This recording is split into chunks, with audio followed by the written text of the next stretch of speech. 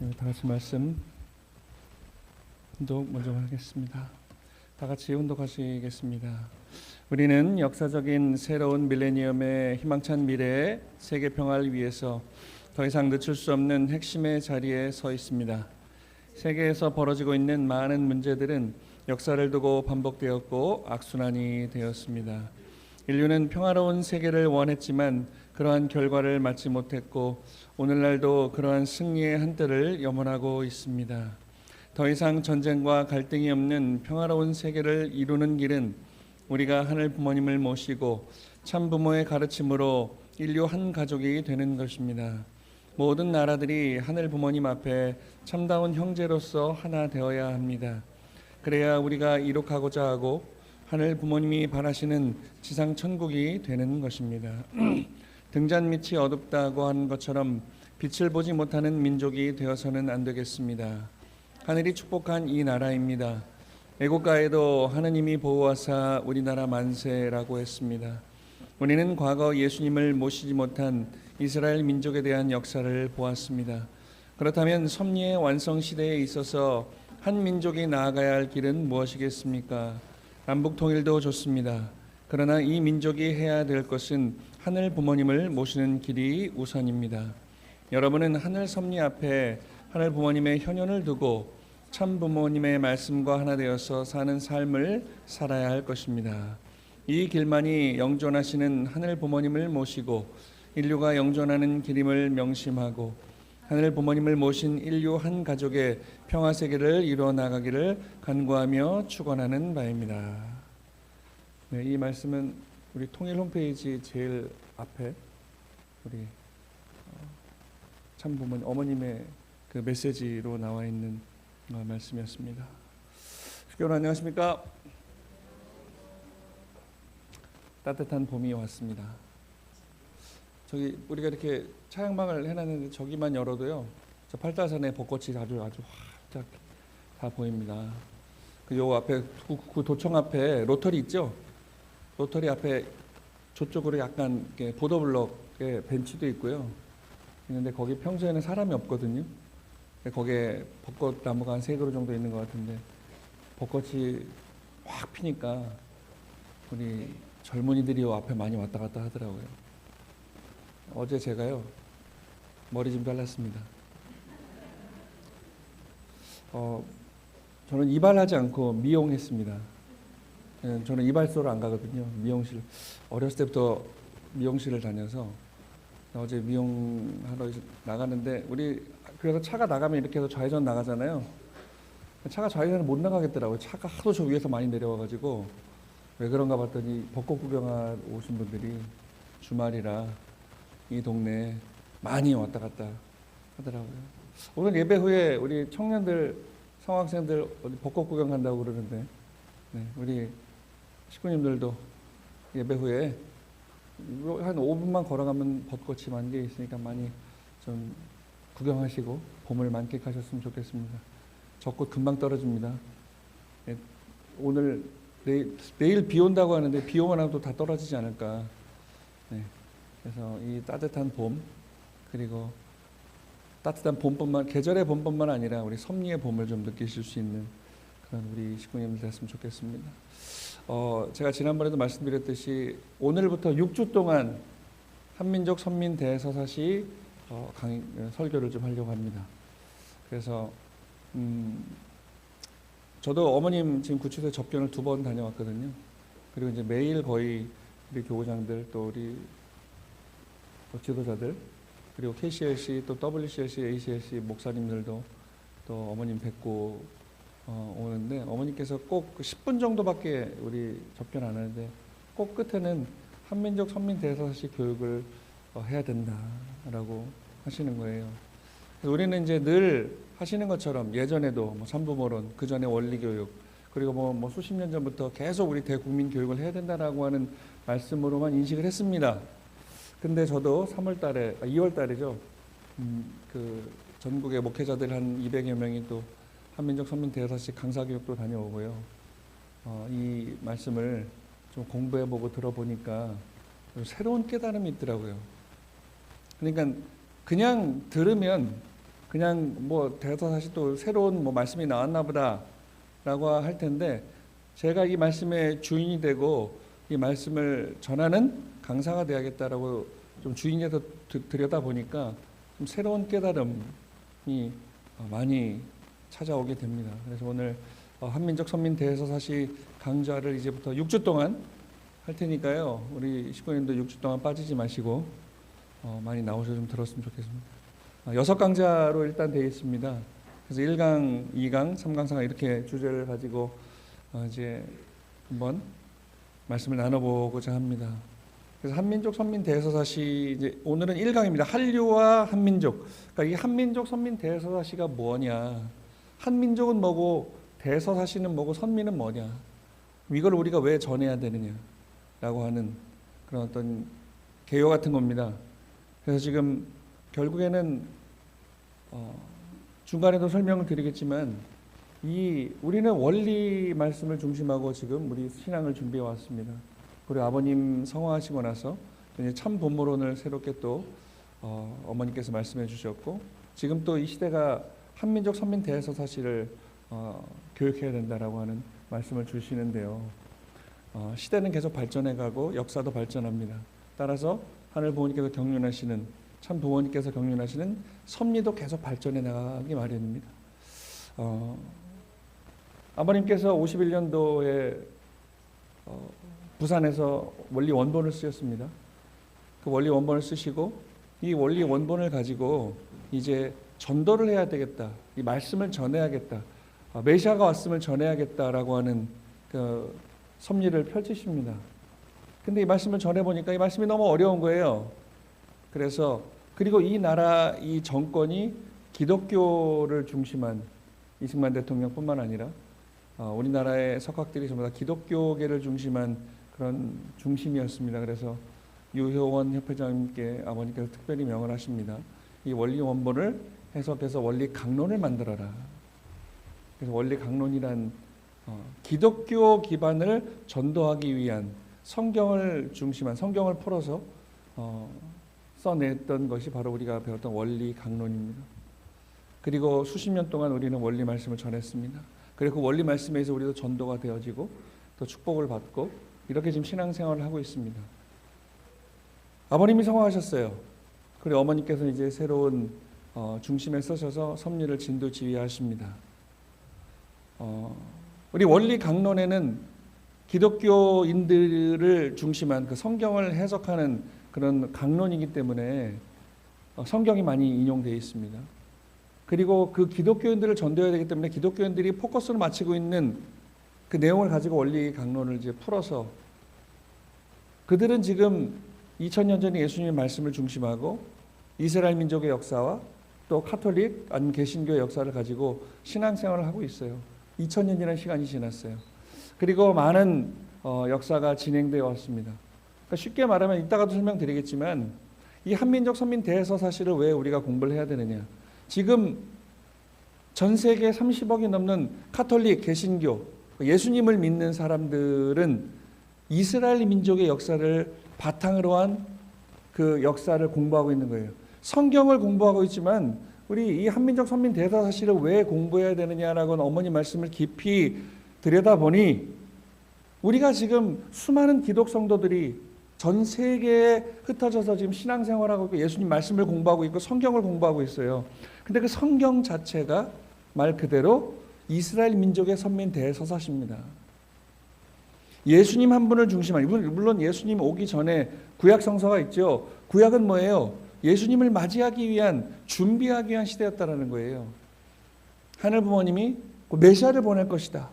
근데 하늘 부모님이 택한 민족은 이스라엘 민족이다. 이스라엘 선민을 택하셔서 그 이스라엘 민족으로 메시아를 보낸다 이거예요. 메시아를 맞을 준비를 했던 그 구약 시대를 넘어서 예수님이란 분이 메시아로 오셨습니다.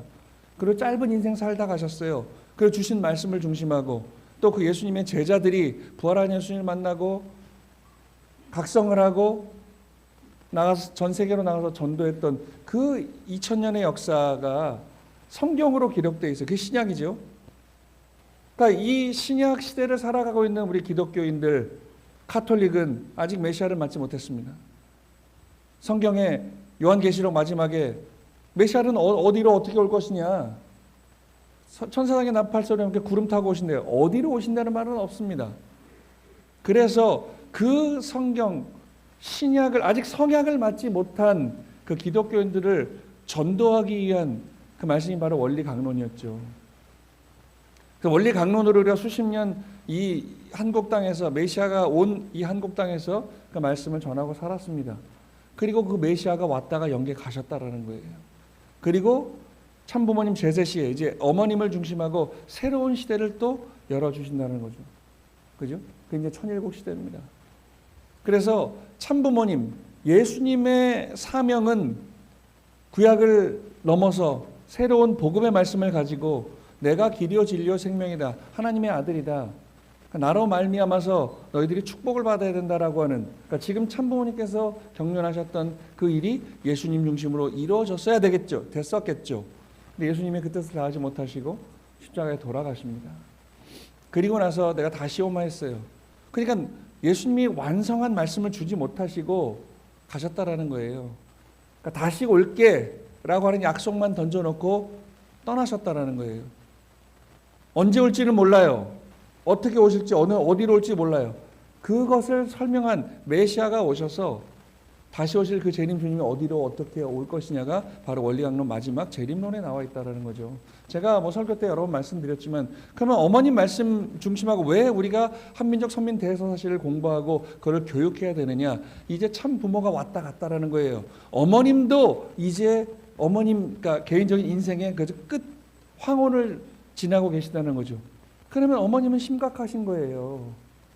참 부모가 이 땅 가운데 오셔서 해야 될 사명이 있는데 아직 어머님은 다 못하셨다고 판단하시는 거죠. 아버님의 사명은 다 하셨다고 보는 겁니다. 메시아로 오셔서 독생녀를 찾으시고 어린 양 잔치를 하셨고 자녀들을 낳으시고 우리 축복가정들을 축복하셨어요. 지난주에 말씀드렸지만, 지난주인가요? 지난주엔 제가 없었죠. 그 얘기하기 전에 지난주에 제가 왜 사라졌는지 모르시는 분이 계시더라고요.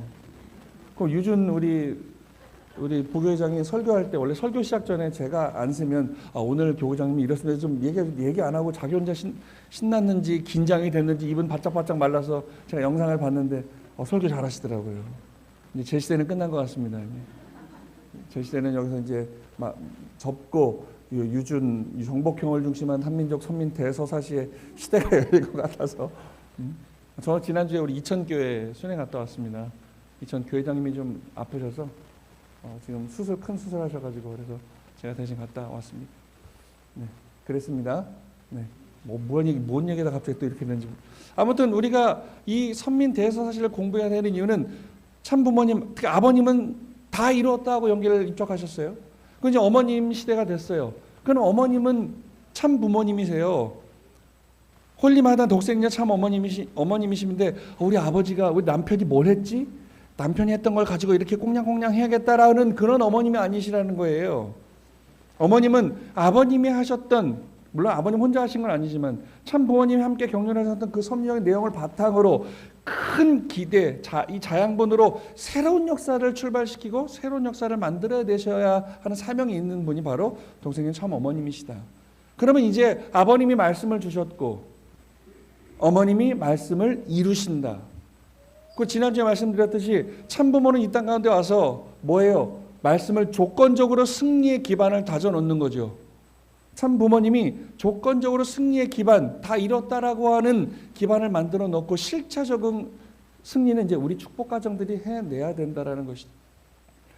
예수님도 마찬가지예요. 예수님도 십자가에 돌아가시면서 다 이뤘다라고 하셨지만 우리가 배운 그 다 이뤘다는 내가 뜻을 다하지 못하고 죽지만 영적이라도 부활해서 부활 섭리를 통해서 새로운 이 강림 준비 시대를 맞이해야 될 거 아닙니까?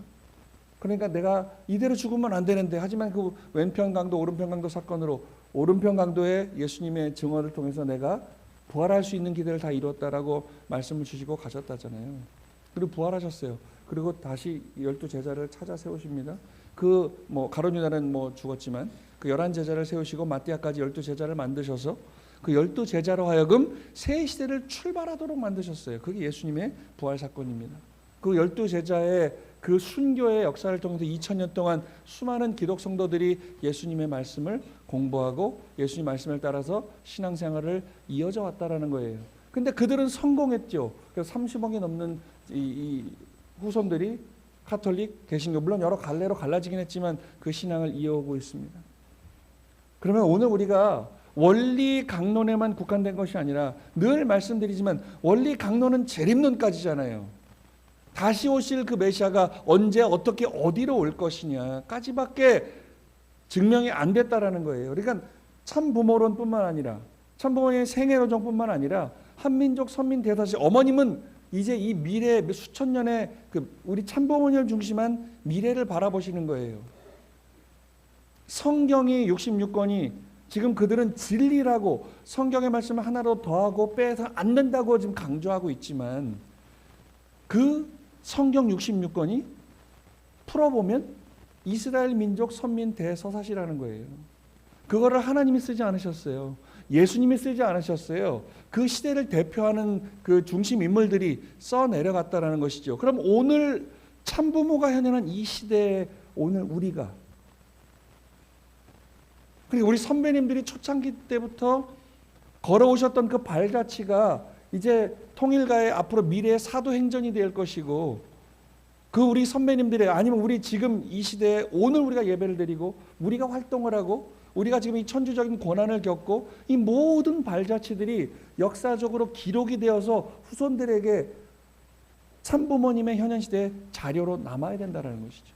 그리고 그 자료를 통해서 새로운 역사가 계속 선순환이 벌어지면서 새로운 하늘 부모님의 타락 이전으로 복귀하고자 하는 그 하늘 부모님의 창조 이상을 이루어내야 되는 포괄적인 역사로 증명이 돼야 된다는 겁니다. 그러니까 우리는 지금 참 부모님은 이제 어머님의 인생을 정리하시면서 한민족 선민 대서사시, 이스라엘 선민 대서사시처럼 성경 말씀처럼 참 부모님 말씀 전체를 하나의 큰 이야기로 만들어서 세상 앞에 증거하고자 하시는 겁니다.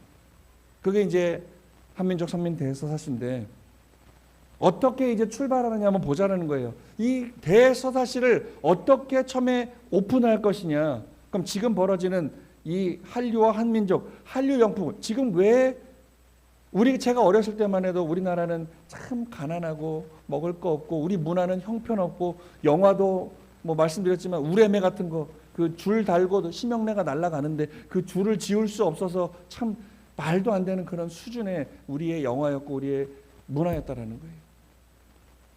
전쟁 겪고요. 세계에서 제일 못 사는 나라. 아직도 남북이 분단되어 서로 언제 전쟁할지 모르는 나라. 그런 나라였는데 지금 살다 보니 전 세계가 우리나라를 집중하고 있다는 거예요. 조사를 해보니까 세계인의 한국 호감도를 우리나라에도 조사를 해봤어요. 그랬더니 세계인의 82.3%가 한국에 대해서 호감을 갖고 있다. 그거 아십니까? 우리 88년도 올림픽 할 때만 해도 한국이라는 나라가 코리아란 말은 들어본 적도 없는 나라예요. 어디 붙어 있는지도 몰랐어요.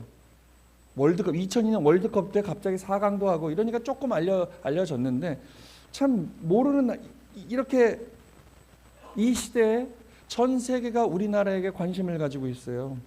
2025년도 작년에 대한민국 국가 이미지 조사를 했더니 외국인 10명 중에 8명이 우리나라에 호감을 갖고 있다. 지금 이 호감도로 따지면 세계 1위랍니다.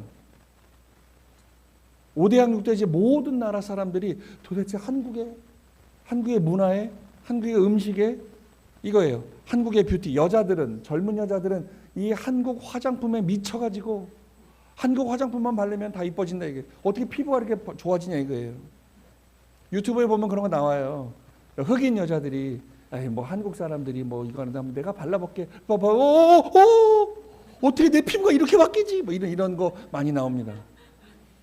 그러니까 젊은 여성들은 우리나라에 와서 오면은 무조건 가가지고 화장품 사재 끼는 거예요. 그렇게 좋대요. 근데 제가 고등학교 때만 해, 대학교 때만 해도 우리나라 화장품 형편없었거든요. 세계의 이 여자들의 화장의 중심은 미국이었거든요. 미국 보니까 막 중학생들도 막 어른처럼 막 파마하고 화장해서 그래서 그런 영화도 있죠. 아메리칸 뷰티라는 그런 영화도 있었어요. 아니 뭐 여러 가지 그 모든 게 다 미국의 중심이었어요. 근데 지금 한 20년 지나고 나니까 세계 화장품은 우리나라가 제일 좋아요.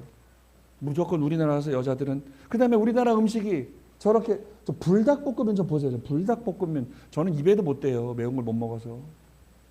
근데 우리나라 오면은 맨날 서양인들이 우리나라가 뭐 맵다 하는데 저 불닭볶음면에 미쳐가지고 지금 저 어느 회사, 농심에서 만든 겁니까? 오뚜기에서 만든 겁니까? 저 회사가 저거 라면 하나 때문에 어마어마한 돈을 벌고 있다라는 거예요.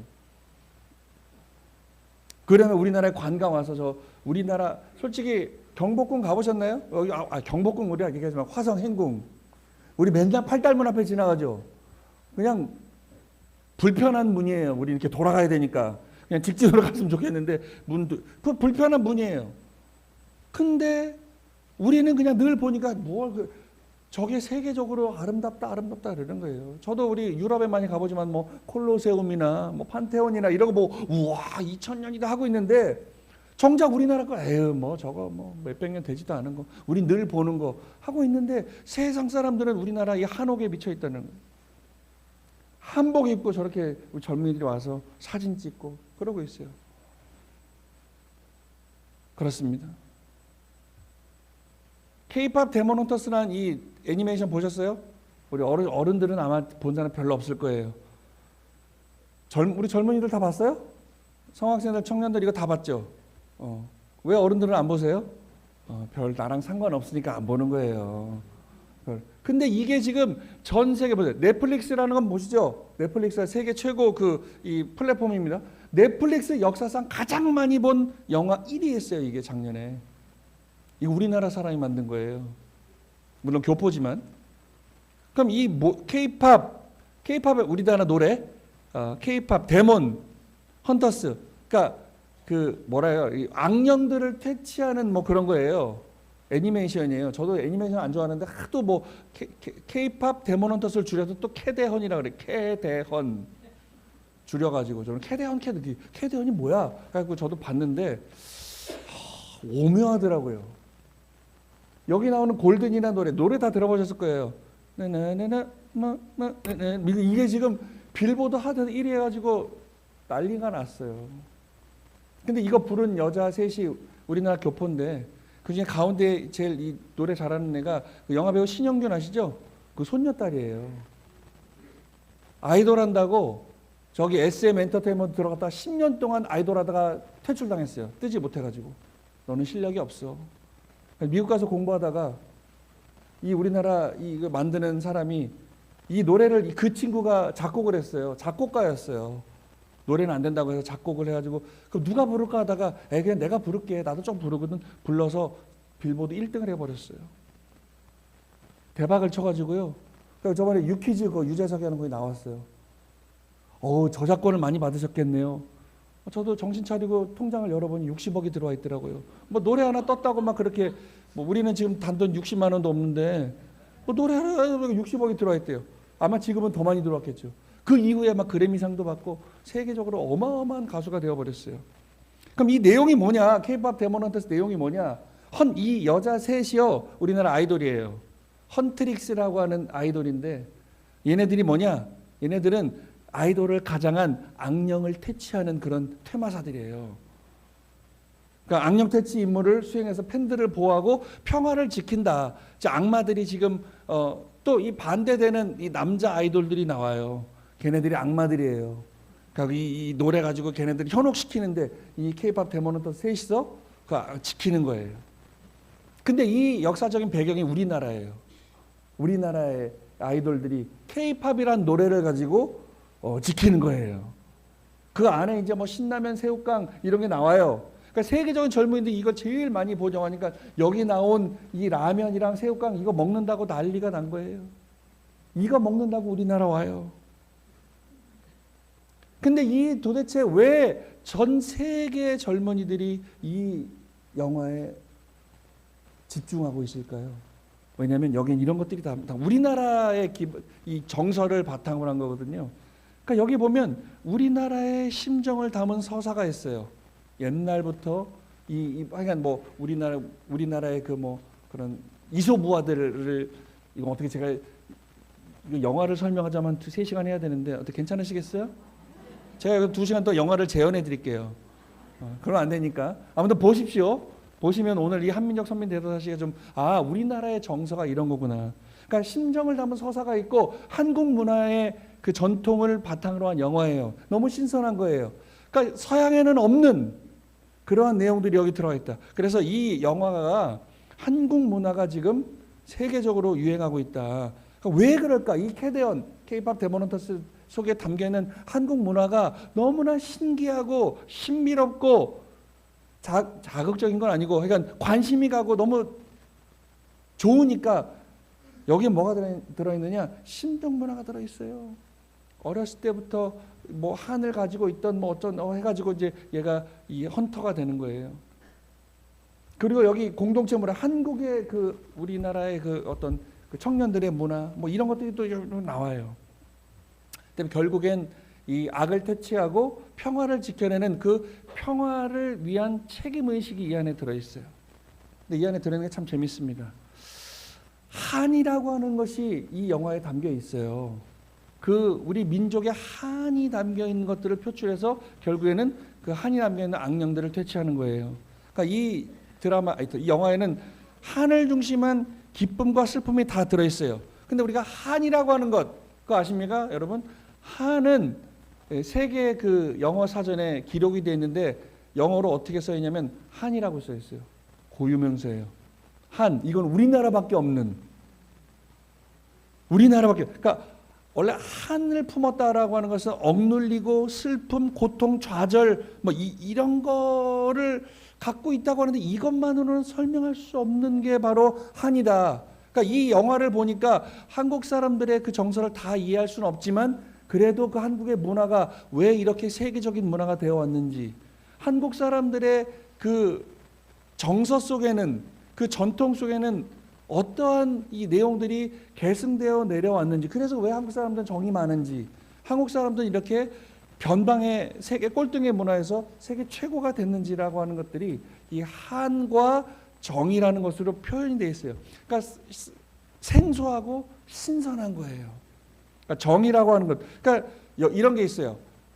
우리나라의 한은 기쁨, 절망, 고통 이런 것만 있는데 그 안에 한 안에 녹아들어 있는 단순한 절망이 아니라 그 절망과 고통과 좌절들을 승화시켜 가지고 좀 보다 나은 상태로 나가고자 하는 것들이 한 다음으로 이어지는 어떠한 전통의 내용들이라는 것을 이 젊은이들이 느끼기 시작했어요. 그 나라에는 없는.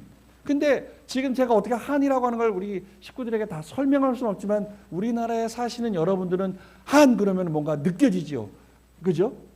용어로 설명하지 않아도 굳이 한이라고 하는 것은 특히 우리 어머니들이 살아오신, 우리 할머니가 살아오신, 그죠? 조선시대 아니면 그 이전부터 그걸 겪고 일제강점기를 겪고 또 6.25 전쟁을 겪고 못 사는 나라 격동기를 겪으면서 지금 여기까지 세계 최고의 이 문화국이 된 여기까지 그 지나온, 우리는 뭐 굳이 배우지 않아도 대충 다 알고 있잖아요. 몸으로 느끼잖아요. 그런 것들입니다. 그리고 정이라고 하는 것, 정이라는 것을 서양 사람들은 어떻게 표현하면 좋아해 이런 거예요. I love you, I like you 이런 거래요. 근데 한국 사람들이 말하는 정은 그 좋아해, 사랑해라고 하는 감정인데 한국의 정에는 그냥 사랑해가 아니라 그 안에 미움도 들어있고 또 뭐 이렇게 복합적으로 들어있는 게 바로 정이라는 거죠. 그러니까 이런 거예요. 부모가 자녀를 뭔가 잘못했으면 회초리를 때리고 나무랍니다. 너 왜 그랬어? 그게 미워서 때리는 걸까요?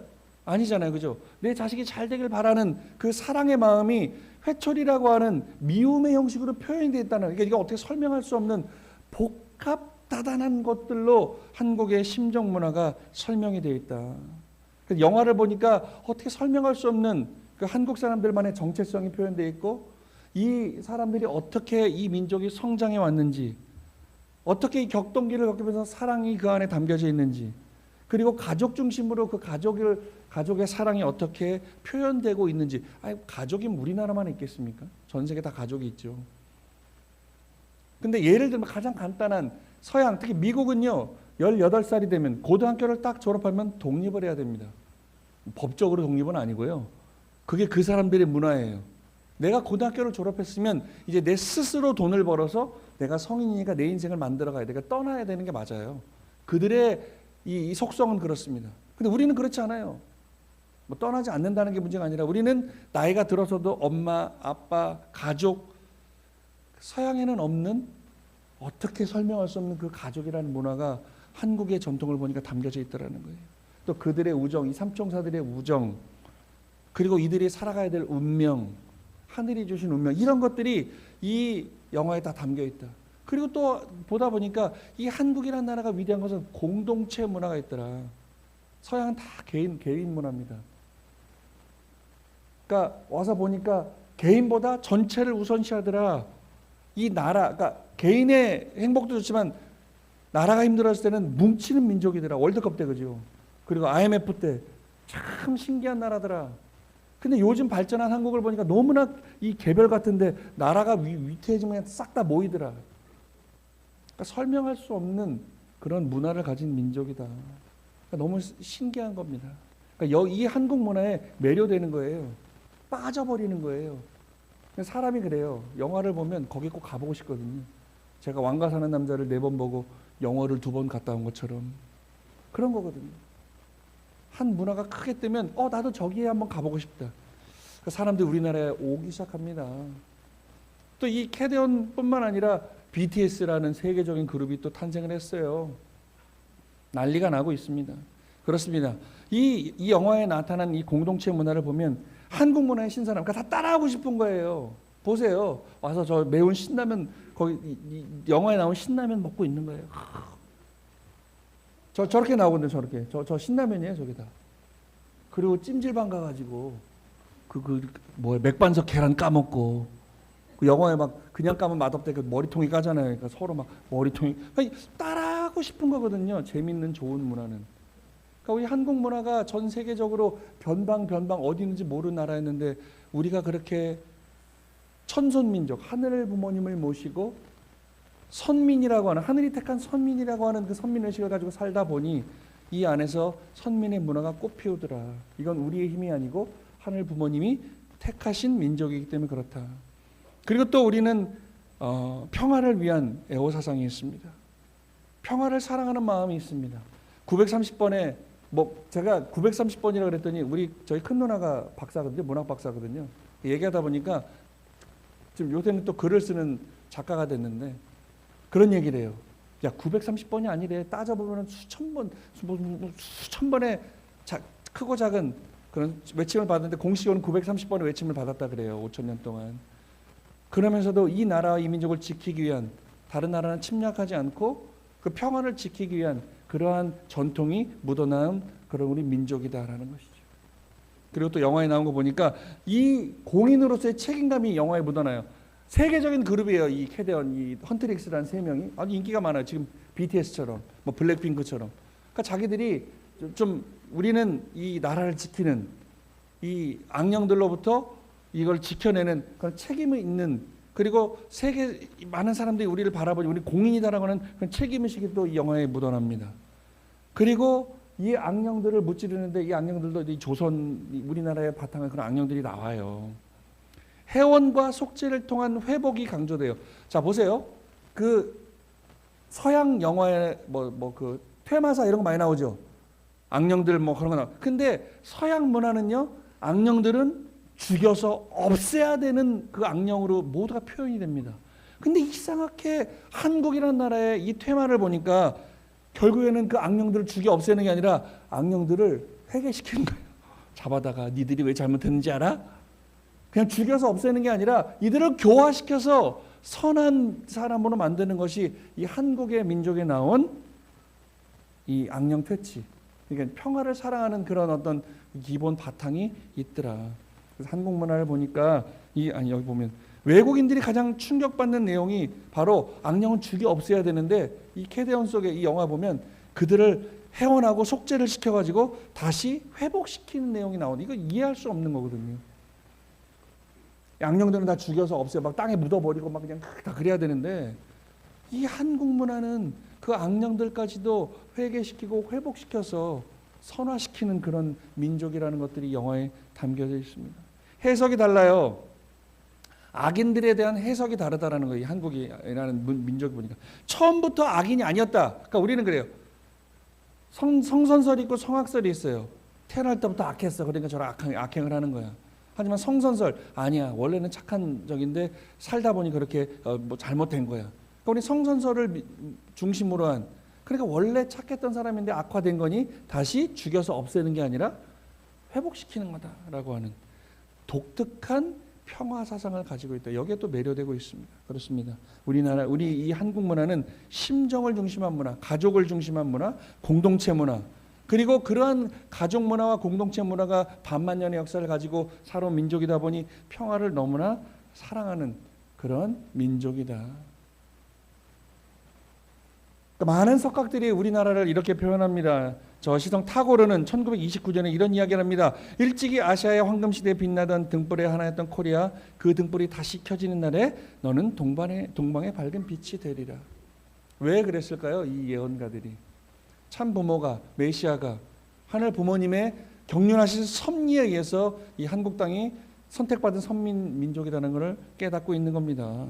아놀드 토인비라는 사람이 1973년도 유명한 해죠. 제가 태어난 해입니다. 제가 73년생이거든요. 토인비가 이런 얘기를 해요. 만약 지구가 멸망해서 다른 행성으로 이주해야 한다면 반드시 가져가야 할 첫 번째 문화는 한국의 효 사상이다. 우리나라 사람도 아닌데 이 토인비란 박사 우리나라를 공부하고 이런 이야기를 합니다. 자, 우린 참부모님을 중심한 이제 우리는 섭리 이야기를 하고자 합니다. 하늘 부모님이 경륜하시는 섭리 가운데 이제 우리 걸 바탕으로 참 부모가 이 땅 가운데 왔다는 결론을 가지고 이제 얘기하는 거예요. 1940년대, 50년대 많은 우리나라의 개신교가 이제 들어와서 계시받은 사람들이 일어나기 시작합니다. 한국의 문화는 하늘의 문화다. 그리고 메시아가 이 땅으로 오신다. 2000년 전에 이스라엘 민족이 택함받은 민족이었다면 이제는 이 한국이라는 나라가 한민족이 택함받은 민족이라고 계속 계시를 받습니다. 영통하는 사람들이. 그리고 뿐만 아니라 지금도 저 서양의 많은 영통하는 뭐 기독교든 카톨릭이든 하나님을 이야기하는 종교의 많은 영통하는 사람들이 계시를 받아요. 때가 됐으니 많은 하늘 부모님이 계시를 주시겠죠. 한국으로 메시아가 온다. 하늘 부모님이 한국 땅으로 기름 부을 것이다. 영통으로 보면 한국 땅에 빛이 쏟아지는 그런 것들 많이 본다 이거예요. 이유는 모르겠대요. 우리는 알죠. 부모님 말씀입니다. 앞으로 전 세계 사람들이 우리말을 사용하게 될 것입니다. 한국어를 모르면 한국 문화를 이해할 수 없고 한국 문화를 모르면 세계 평화의 핵심을 이해할 수 없기 때문입니다. 맞아요. 다시 말씀드려 우리 어렸을 때는 참 우리나라 문화 형편없는 문화였습니다. 영화, 산업, 뭐 음악 모든 분야에서 참 변방국가였고 참 형편없는 수준의 우리의 문화였어요. 근데 아버님은 아시겠죠? 50년대 때부터 저 범내골 꼭대기에서 그 전쟁 물자가 들어오는 화물선을 보고 머지않아 전 세계 5색 인종들이 나를 바라보러 나를 만나러 축복받으러 이 나라 이 민족으로 물밀듯이 올 것이다. 지지난주에도 말씀드렸지만 우리 김원필 선생님이나 방현실 회장은 우리 아버님 선생님이 드디어 너무 노역을 심해서 미쳤구나라고 정신이 나갔구나라고 생각했다는 거잖아요. 근데 얼마 지나고 보니 정말 참 부모님을 만나기 위해서 전 세계 5색 인종들이 몰려들더라. 그리고 그 다음 단계 부모님 말씀은 이제 머지않아 전 세계 사람들이 참 부모님이 누구냐, 이 원리 말씀이 뭐냐, 영계가 동원이 되어가지고 그들의 꿈에 찾아오고 그들이 말을 안 들으면 몸을 쳐서라도 통일교회로 찾아가라 할 시대가 머지않아 올 것이다. 부모님 말씀이에요. 70년대 부모님 말씀이에요. 한국을 모르면 이제 한국말이 전 세계를 지배할 거다. 그렇죠? 말씀드린 적 있어요. 세계 문화의 중심인 프랑스란 나라에 한 400여 개의 4년제 대학교가 있답니다. 프랑스에. 20년 전만 해도 한국어과가 있는 대학이 딱 2개밖에 없었어요. 프랑스에. 근데 지금 200개 대학이 넘는 프랑스의 대학에서 한국어를 가르치고 있습니다. 가끔 영상 보면은 그 외국 가서 뭐 유튜브 찍는 사람 보면 한국말을 너무 잘하는 외국인들이 있어요. 어디 한국에서 공부했어요? 아니요. 독학했어요. 뭘로요? 한국 드라마 보고요. 한국 음악 듣고요. 그렇게 지금 말도 안 되는 저희가 어렸을 때 20년, 30년 전에는 생각할 수 없었던 일들이 지금 질비하게 벌어지고 있습니다. 왜 그래요? 결론입니다. 이 땅 가운데 메시아 참부모가 오셨기 때문에 그래요. 우리는 하늘 부모님의 복귀 섭리 과정에서 선택받은 민족이기 때문에 그렇습니다. 그렇습니다. 한민족 선민 대서사시. 그러면은 도대체 왜 한민족 선민 대서사시를 공부해야 되느냐? 대서사시가 뭐냐면 이렇게 대서사시입니다.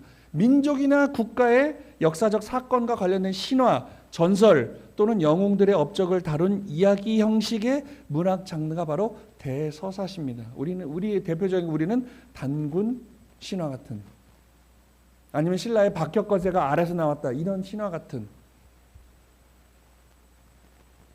뭐 아까도 말씀드렸지만 성경의 66권이 성경도 이스라엘 민족을 중심한 대서사시입니다.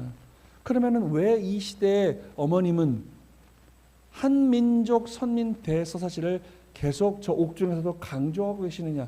때가 됐기 때문에 그렇습니다. 참부모님의 경륜하신 섭리가 이제 때를 이뤄서 영적으로 영계가 동원되는 천심원 역사를 통해서 영유가 아울러서 역사할 시대가 됐기 때문에 이제 한국의 한민족을 중심한 이 참부모님의 역사, 이게 세계적으로 증명이 되어야 된다. 그럼 대서사시는 이런 뜻인데, 한민족 선민 대서사시는 뭐냐? 이 대서사시의 그 역사적 사건과 관련된 신화, 전설, 영웅의 업적들이 한민족, 우리 한국의 역사를 중심하고 미래 비전을 종교, 역사, 문화 등을 통해 노래하는 하나의 문학으로 자리 잡아야 된다. 쉽게 말하면 제가 말씀을 중요하면서 깨달은 그 한 단어가, 우리도 전 세계 최고 베스트셀러가 됐던 성경처럼 참부모님의 생애 노정이, 우리 원리 포함입니다. 원리 강론 포함, 참부모론 포함, 참부모님의 생애 노정 포함, 참부모님 말씀 선지 포함, 우리 참부모님이 오셔서 우리 통일교회가 71년 동안 참부모님이 경륜하셨던 모든 6천년의 역사를 종합해서 새로운 메시아 사상으로 출발한 이 역사가 이제 앞으로 수천 년 동안 이 인류가 공부해야 될 성경책처럼 참부모님을 중심한 이 참부모님이 현현하신 이 한국이라는 나라의 전통과 문화를 중심으로 이제 한 대서사시가 짜여지는 겁니다. 우리도 성경을 읽어요. 수많은 나라에서 기독교인들은 성경을 읽어요.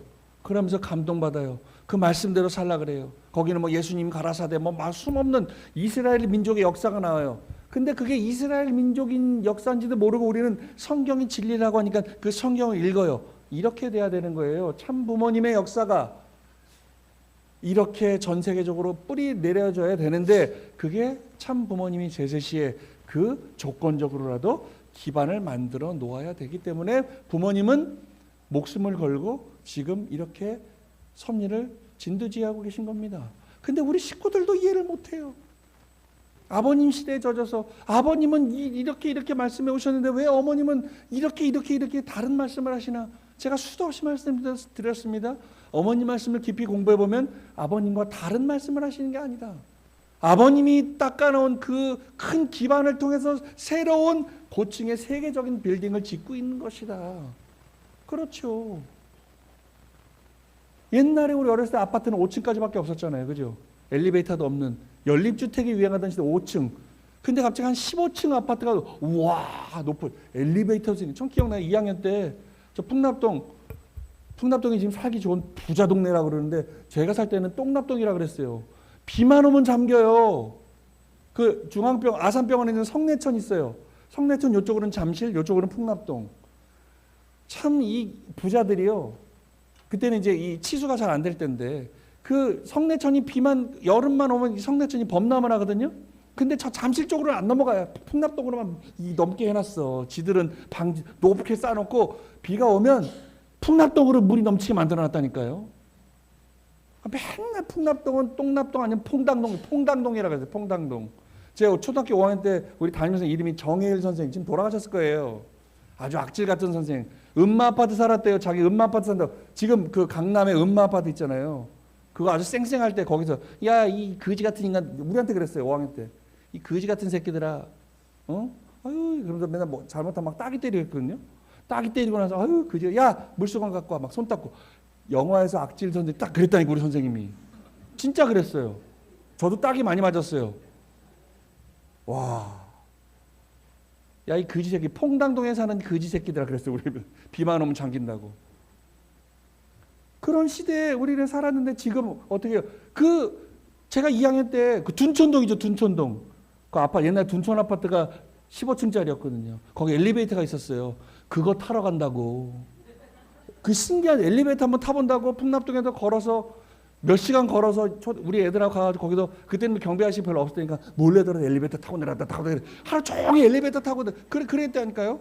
그게 너무 신기해가지고. 그러니까 그런 시대에 근데 지금 어떻게 아파트 40층, 50층 뭐 아파트가 그래요. 60층 그래요.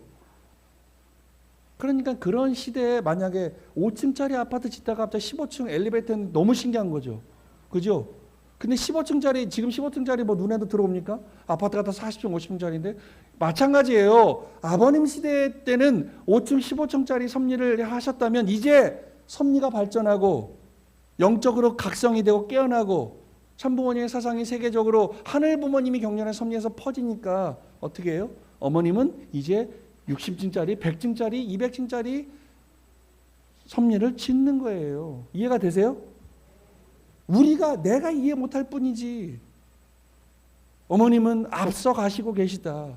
그러니까 한민족 선민 대서사시, 어머님은 어머님 제대시에 성경과 같은 이 한민족을 중심한 축복받은 민족을 중심한 새로운 수천 년의 인류가 공부해야 될 그런 역사를 만들어 놓고 싶으신 거예요. 그러니까 많은 사람들이 물어요. 이 대서사시의 목적이 뭐야? 그거 과학적으로 맞아? 역사적으로 그거 아니던데? 그럼 많은 우리 역사학자들이 물어요. 야, 그 선문대학교 교수들 말이야. 그거 하나 보니까 이거 이소무화 같은 말도 안 되는 거 원래 대서사시가 그런 거랍니다. 그럼 단군 신화는 그 말이 됩니까? 곰하고 호랑이하고 쑥 마늘 먹고 사람이 돼가지고 말도 안 되잖아요. 근데 우리는 또 단군 신화 우리 민족의 자랑이라고 믿고 있잖아요. 그런 거거든요. 우리는 지금 새 역사의 시창기에 있는 겁니다. 그러니까 제가 말씀드렸죠. 앞으로 100년, 200년 동안은 아직도 초창기라는 거죠. 그런 역사를 만들어 가는 거죠. 그러니까 대서사시의 목적은 뭐냐? 한 사회의 문명 역사를 관통해서 인간과 세계의 의미를 설명하려는 총체적 이야기의 구조다. 이해가 되시죠? 하늘 부모님이 이렇게 우리를 창조했어. 이렇게 타락했어. 하지만 하나님은 우리를 버리지 않으셨어. 복귀섭리 역사를 노정을 걸으시고. 그러니까 이 한민족 선민 대서사시에는 아마 이스라엘 민족의 성경 역사도 다 포함이 되겠죠. 그리고 이렇게 6,000년이 지나서 참 부모님이 오셔서 선택받은 이 한국의 역사와 민족, 언어와 문화를 중심하고 세계적으로 하나가 된다. 그렇습니다. 그리고 개별 사건, 경험, 신화를 하나의 통합된 세계관 속에서 설명하고 민족적 정체성, 그러니까 한민족의 정체성과 역사의 방향과 세계사적 사명을 하나로 이 이야기로 만들어서 참부모를 설명하는 거예요. 하늘 부모님의 창조 이상을 설명하는 거예요. 한민족 선민 대서사시가 뭘까? 오해가 아까 뭐래? 한국과 관련된 내용만 왜 그래? 왜 세계 240여 개국에 있는데 한국 민족을 중심하고 얘기하느냐? 왜 한국 사람만 선택받은 민족이라는 거냐?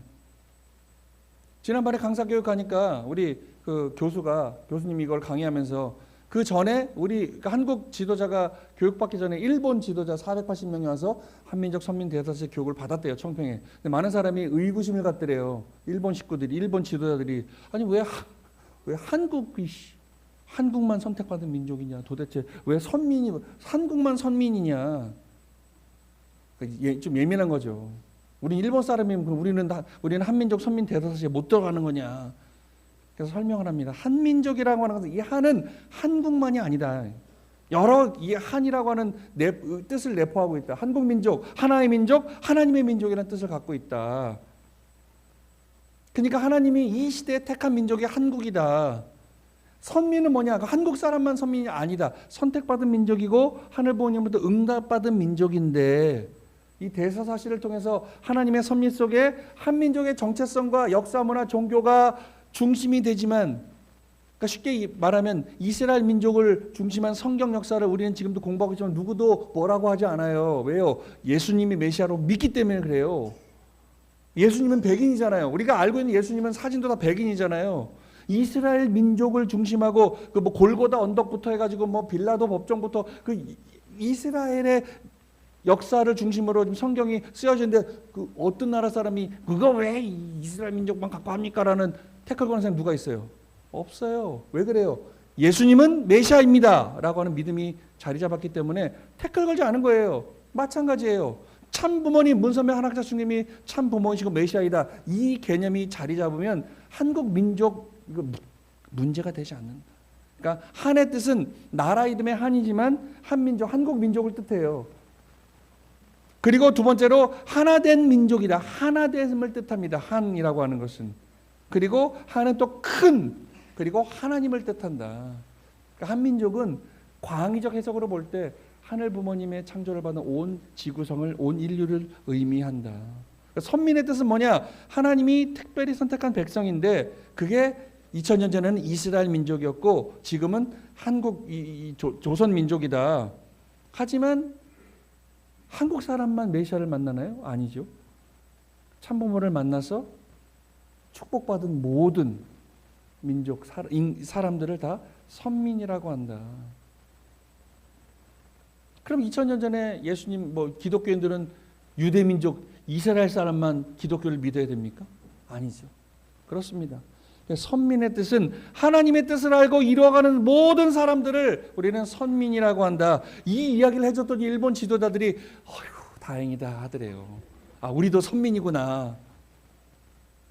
그러니까 선민의 축복과 책임이 뭐냐? 진정한 선민은 하늘의 축복을 받고 그 말씀을 다, 책임을 다 해나가는 사람들이다. 좀 이해가 되시죠? 그렇습니다. 그래서 한민족의 정체성, 그러니까 우리가 선민은 아까 말씀드렸지만 한국 사람만 선민이 아니다. 하늘 부모님을 알고 하늘 부모님 말씀대로 축복을 받는 사람들, 하늘 부모님 보내신 그 메시아 참 부모님의 축복을 받은 사람들은 모두가 다 선민이다. 자, 그렇게 따지면 이런 거예요. 이 구약 성서에도요, 성경에도 구약과 신약이 나눠져 있죠. 구약에 공부를 해보시면 구약 시대의 하나님은 굉장히 잔인한 하나님이세요. 굉장히 편협하고 만약에 말 안 들으면 다 죽이고 심판하고 그랬던 하나님이셨어요. 그럼 우리가 그 구약의 하나님은 사랑의 하나님이 아니었나요? 다른 하나님이었나요? 아니라는 거죠. 신약을 이루기 위해서 준비하는 시대였다라는 것이죠. 아까 부모가 내 아들이 잘못해서 매 회초리를 때리는 것과 같다는 거죠. 이 아들이 잘 성장해서 좋은 사람이 되기 위한 과정이라는 거죠. 그렇습니다. 예수님 하나를 맞이하기 위한 그 예수님이 제대로 현현하게 하게 만들기 위한 하나님의 섭리였다라는 거예요. 때로는 잔인할 수밖에 없는. 그렇죠. 좀 뭔가 이 신약과 구약의 하나님은 신약을 준비한 특수주의의 하나님이었다. 그럼 지금은 참부모님의 현현한 이 시대는, 신약 시대는 예수님이 오셨다, 잘못했다, 연기 가셨다, 내가 다시 오마했다. 그 신약 시대의 유대민족을 중심한 성경 역사는 참부모를 맞이하기 위한 특수주의의 그런 문화였다라는 것이죠. 그러니까 우리는 이제 참부모님을 만났어요. 참부모님이 예수님은 성혼식을 못하고 홀로 돌아가셨는데 참부모님 모셔서 연인양 잔치를 하시고 축복 가정을 만들어 놓고 수많은 이 기반을 만들어 놓으셨다라는 거예요. 이제 그 특수주의, 참부모를 막기 위한 그런 특수한 그 특수주의가 이제 참부모님의 역사를 통해서 보편주의로 바뀌고 있다라는 거예요. 바뀌어야 된다. 바뀌어가고 있다. 누구나 다 선택받은 이스라엘 민족뿐만이 아니라 이제 우리도 마찬가지예요. 참부모님 만나고 축복받은 우리끼리 우리 축복 가정들만의 그런 우리 문화였다면 이제는 어떻게 해요? 보편주의로 나가야 된다. 그러니까 아까 영상 보셨죠? 저 ACC, WCC 목사, 아까 여자 목사, 그리고 스탈링스 대주교나 수많은 그 기독교 목사들이 계시를 받고 깨닫고 참 부모님이 메시아다는 걸 증거하고 있잖아요. 근데 그들의 형식은 통일교가 아니잖아요. 그게 참 좋은 방향입니다. 통일교회라고 하는 참 부모님이 오셔서 특수한 집단으로 출발했던 이 특수주의가 섭리의 발전으로 말미암아서 보편주의로 바뀌어가는 것이죠. 중심은 하늘 부모님, 중심은 참 부모님이지만 통일교회 문화가 아니라는 거죠. 수많은 종교의 문화로 그 가운데 누가 계시다? 참 부모님이 계신다. 이게 이제 종교적 보편주의로 가는 겁니다. 그럼 오늘 우리가 핍박받고 있어요. 일본 법인이 해산됐어요. 참 어머니께서 우리의 이 섭리의 중심이 어머님이 지금 구속되시고 핍박을 받고 있어요. 이것도 이 광의적인 해석으로 섭리적인 내용으로 하늘 부모님의 입장에서 바라보면 하늘 부모님께서 경륜하시는 엄청난 보편적인 섭리를 위한 중심이다 라고 바라보셔야 될 것 같습니다. 그래서 우리가 왜 어머님이 한민족 선민 대사세를 교육해라 공부해라 왜 해야 되느냐, 이렇게 공부하고 하늘 부모님의 뜻이 이렇구나, 우리 섭리 역사가 이 한국이란 이 전통을 가지고 아버님께서 그렇게 50년대 60년대 70년대 80년대 경륜해서 섭리가 이런 거구나,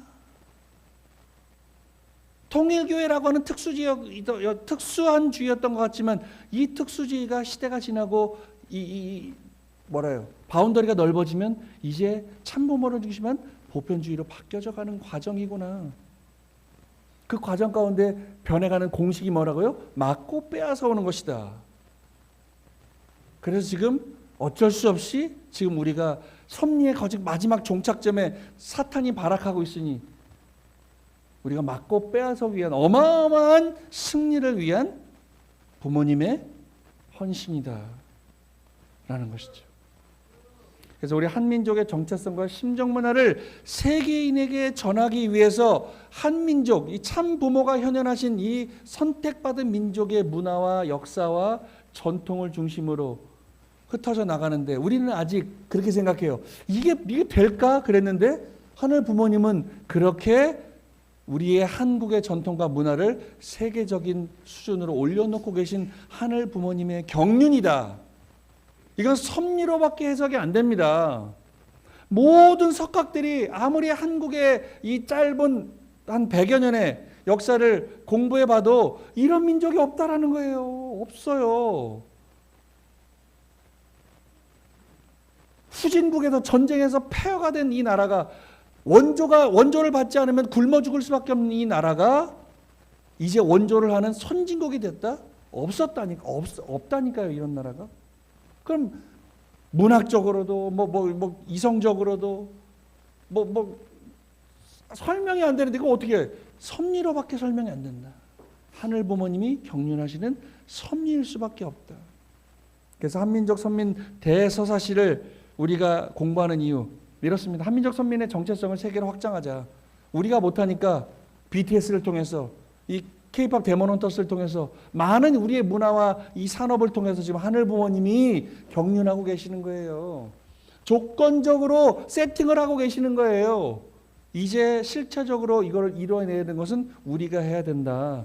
그러니까 우리 시대에도 못했으면 우리 아이들 2세 3세들 어마어마한 섭리적인 이 달란트를 가지고 하늘 부모님이 심어주신 그 씨앗들이 이제 제대로 회복이 되어지고 우리 교회로 심정 안으로 돌아와서 이 말씀을 깨닫고 내가 세상의 중심이 되어야겠다라고 공부하고 운동하고 해가지고 세계적인 그 분야마다 우리 자녀들이 최고들이 나와야 된다라는 거예요. 늘 말씀드리잖아요. 손흥민이가, 박지성이가, 김연아가, 박찬호가 그런 사람들이 우리 2세라고 생각해 보세요.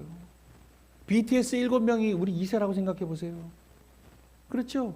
그 K-팝 데모넌터스의 노래 부르는 우리 2세라고 생각해 보세요. 얼마나 간단하겠어요. 그러니까 하늘 부모님 그렇게 다 준비해 오셨는데 조건적으로 승리의 기반을 만들었는데 우리가 하나 되지 못해서 만들어내지 못했다. 그러니까 공부해 보면 부모님이 하나 되라, 하나 되라, 하나 되라. 하나 되면 다 이룰 수 있는 거거든요. 그렇습니다. 한민족 선민의 심정 문화를 계승해야 되고요.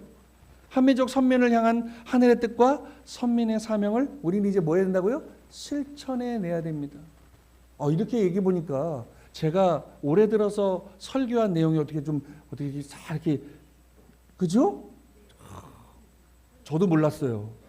저는 그냥 한 대로 했는데 제가 이 한민족 선민 대사사시를 강의해야겠다, 어머니 말씀을 실천해야겠다라고 공부하다 보니까 제가 지난 1월 달부터 설교한 내용이 어이구 기가 막히게 이게 착착착착 여기 맞아 들어가네요.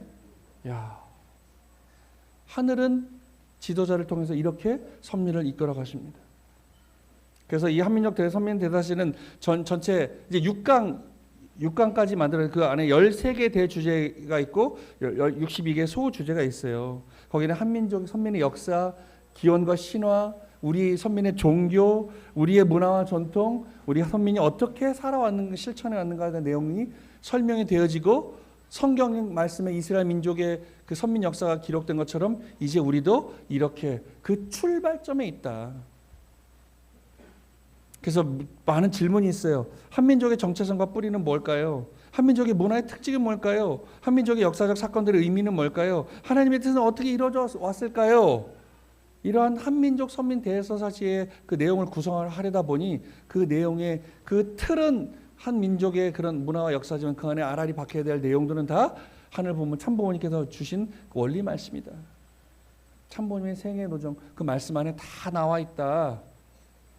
그래서 이스라엘 선민 민족의 역사는 예수님의 역사고요. 예수님의 말씀을 중심한 역사입니다. 마찬가지입니다. 이 한민족 선민 대사시 앞으로 인류가 하나로 귀결되어지고 하늘 부모님의 그 창조 이상이 이루어지고 회복되어져 가는 그 가운데 핵심은 뭐냐? 참부모님의 문화고 참부모님의 말씀이고 참부모님의 심정이다. 이제 말씀드린 적 있어요. 한번 일본 식구뿐만 아니라 다른 식구들이 솔직히 좀 기분 나빠하시더라고요. 왜 우리가 한국말 배워야 돼요?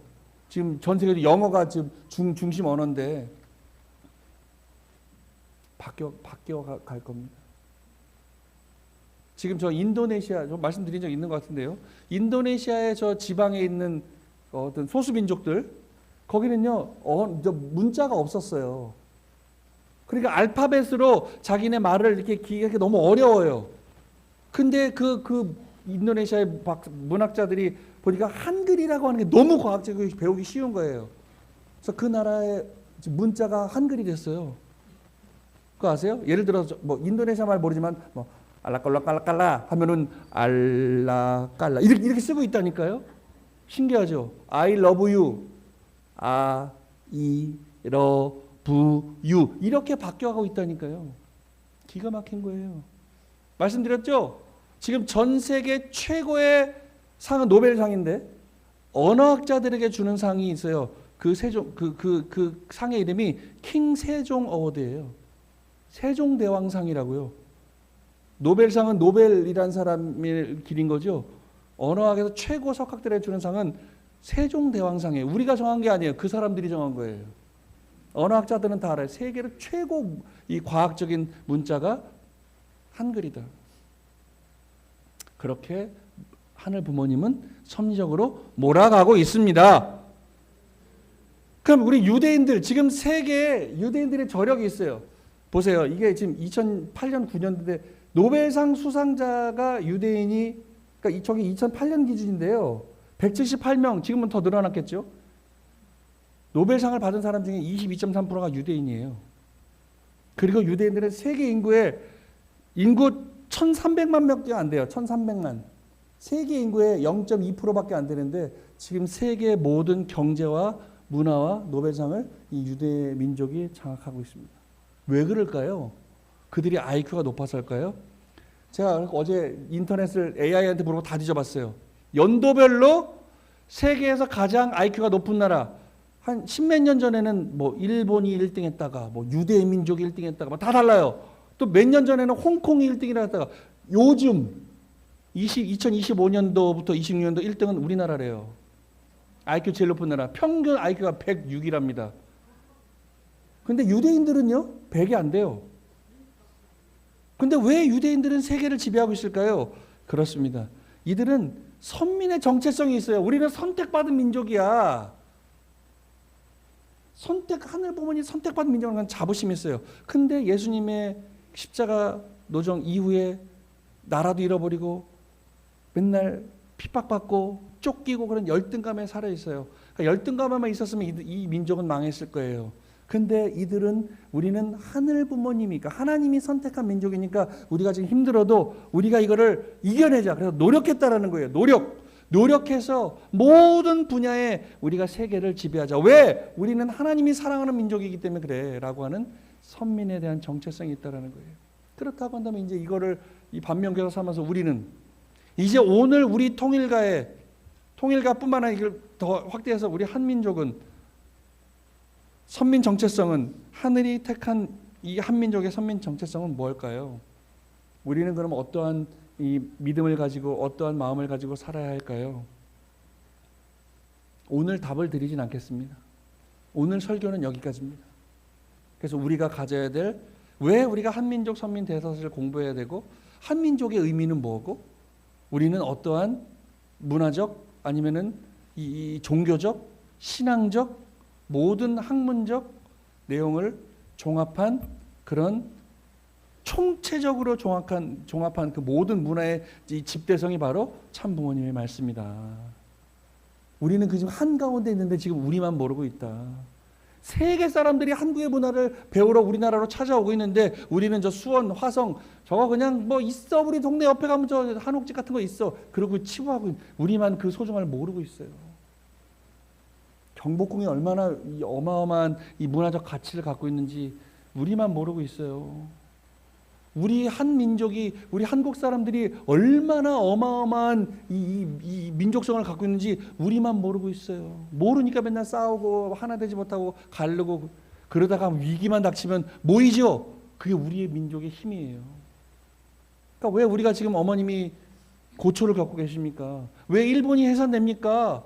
하늘 부모님은 우리한테도, 우리 통일가 식구들한테도 뭉쳐라, 하나 되라, 그래서 새로운 문화를 꽃피워라 지금 주문을 하고 계신 거거든요.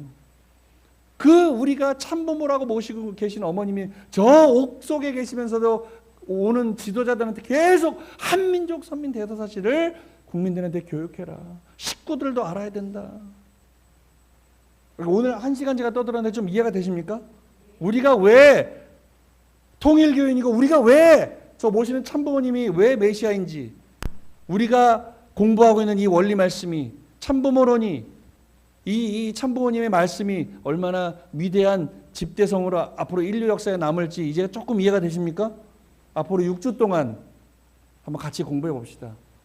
우리가 얼마나 위대한 발판 위에 서 있는지 깨닫는 우리 축복가정들이 되시기를 진심으로 바라면서 우리 좀 더 하나 되기 위해서 노력해야겠습니다. 좀 더 하나 됐으면 좋겠습니다. 아유, 저 정복형 저거, 아유, 이게 하고 싶어도 좀 참았으면 좋겠어요. 제가 말씀드렸죠. 정말 인성이 좋은 사람, 성인 군자는 돈이 많은 사람도 아니고요, 잘생긴 사람도 아니고 능력이 많은 사람이 아니라 잘 참는 사람이라고 합니다. 참아낸 사람. 예수님이 왜 위대합니까? 그 핍박을 참아내셨기 때문에 그렇습니다. 왜 참부모님이 위대하십니까? 그 모든 인류의 핍박을 참아내셨기 때문에 그렇습니다. 우리 통일교인들이, 우리 축복가정들이 왜 위대합니까? 그 많은 종단의 이 민족의 손가락질을 받아도 우리는 굴하지 않았어요. 우리 선배님들 목숨 바쳐서 참부모님 말씀 이뤄 오셨고요. 우리 세대도 그랬고, 지금 젊은이들, 저 젊은이들이 뭘 알겠어라고 하지만 저 젊은 애들이 지금 참부모님 말씀을 공부하겠다고, 내가 내 인생을 여기다 걸겠다고 지금 다짐하고 있는 우리 자녀들이 늘어나고 있습니다. 그러니까 우리가 작다고 좌절하지 마시고, 우리가 노력해야 될 것은 서로 사랑하기 위해서 노력했으면 좋겠습니다. 욕하고 싶으면 아우 참자, 이렇게 해야 우리가 더 성장하고 발전할 수 있지 않을까요? 그게 가족이고, 그게 하늘 부모님을 중심한 인류 한 가족의 비전이라고 생각합니다. 여러분 사랑합니다. 더 저도 노력하겠습니다. 마지막으로 하나, 지금 우리 교회 3층, 4층, 1층 많이 지금 리모델링하고 있어요. 돈 들어가는 리모델링은 아니고요. 막 청소하고 UPF 방 정리하고, 거기다 지금 우리 식구들이 와서 뭐 할 수 있게 지금 막 페인트 칠하고, 우리 장로님들, 권사님들 오셔서 열심히 노력하고 계세요. 우리 저 재직회장님, 또 우리 남구 장로님, 우리 저 정장로님, 또 우리 선교사 리더분들 많이 와서 청소하시고 지금 열심히 준비하고 있어요. 거기다 우리 식구님들 편히 앉을 수 있는 의자 막 몇십만 원짜리, 몇백만 원짜리 당근에서 몇만 원에 지금 구해다가 좀 채워놓고 있어요. 이제 곧 여름이 옵니다. 더울까봐 에어컨도 지금 다 25년 된 에어컨을 싹 다 교체하고 있어요. 돈 많이 들겠죠? 그것도 당근에서 구하고 있어요. 하늘이 준비하신 당근인 것 같습니다. 그래서 어쨌든 우리 형편에서 우리 식구님들이 좀 더 쾌적한 환경에서 우리 자녀들이, 우리가 여기서 신앙생활할 수 있고 여기서 즐길 수 있고 오고 싶은 교회 만들 수 있도록 열심히 노력하고 있으니까, 우리 말 그대로 하늘 부모님, 참부모님 모시고 사는 한 가족이 되어서 같이 관심 가져주시고 같이 정성 모아주시고, 우리 자녀들이 더 많이 와서 여기서 행복할 수 있도록, 우리 식구님들이 행복할 수 있도록 그렇게 거듭나는 우리 수원대교가 되길 바라겠습니다. 기도하겠습니다. 존귀하신 하늘 부모님, 사랑하는 천진 참부모님 감사합니다. 오늘 타락으로 적그러진 우리를 버리지 아니하시고 우리가 감히 헤아릴 수 없는 하늘 부모님의 참 부모님의 그 깊은 사랑의 심정으로 우리를 어루만져주고 계심을 깨닫게 허락하여 주시옵소서. 우리는 그저 아직도 청맹가니와 같은 어린아이와 같은 모습으로 왜 우리는 맨날 손가락질 받고 왜 우리는 맨날 어려운 이 섬 얘기를 가야 되는지 불평불만이 많았던 우리였습니다. 하지만 그 부모님의 심정을 깨닫고 나니 이 모든 것이 우리를 한없이 사랑하는 그 사랑이었음을 깨닫게 되옵니다. 오늘 우리도 그 부모님을 닮아 참된 부모의 심정을 지니고 온 인류를 부모의 심정으로 품을 수 있는 우리 통일가의 자랑스러운 축복 가정들 될 수 있도록 허락해 주시옵소서.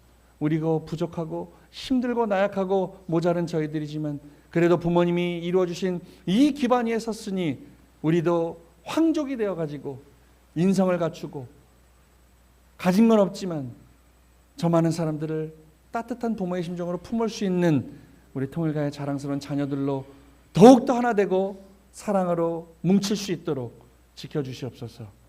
한민족 선민 대서사시가 왜 우리에게 필요한지 부모님의 심중에 들어가 보니 이제 조금 알 것 같습니다. 오늘 우리가 왜 일본 법인이 해산되고 어머니께서 참부모님께서 옥고를 치르시고 우리가 왜 이렇게 낮은 자리로 떨어져야만 되는지 이제 조금 알 것 같습니다. 이를 반면교사 삼아서 바닥을 치고 올라가는 우리 식구들의 모습으로 허락해 주시옵소서. 승리하고 더욱더 하나로 뭉치고 말씀을 이루어내는 실천해내는 우리 자녀들로 축복해 주시옵기를 간절히 빌고 원하옵니다. 오늘도 저 옥중에서 온 섭리를 책임지고 계신 우리 어머님의 신체 강건하심을 허락해 주시고 성수무학을 지켜주시고 반드시 해방석방을 맞이해서 모든 내용이 억만사탄을 무찌르고 승리하는 그래서 인류의 참모님으로 우뚝 서실 수 있는 이 시대로 축복해 주셨기를 간절히 빌고 원하면서 이 모든 말씀을 홀리마다하늘 모신 축복가정 오상진의 이름으로 간절히 감사하며 기도 올리옵나이다. 아주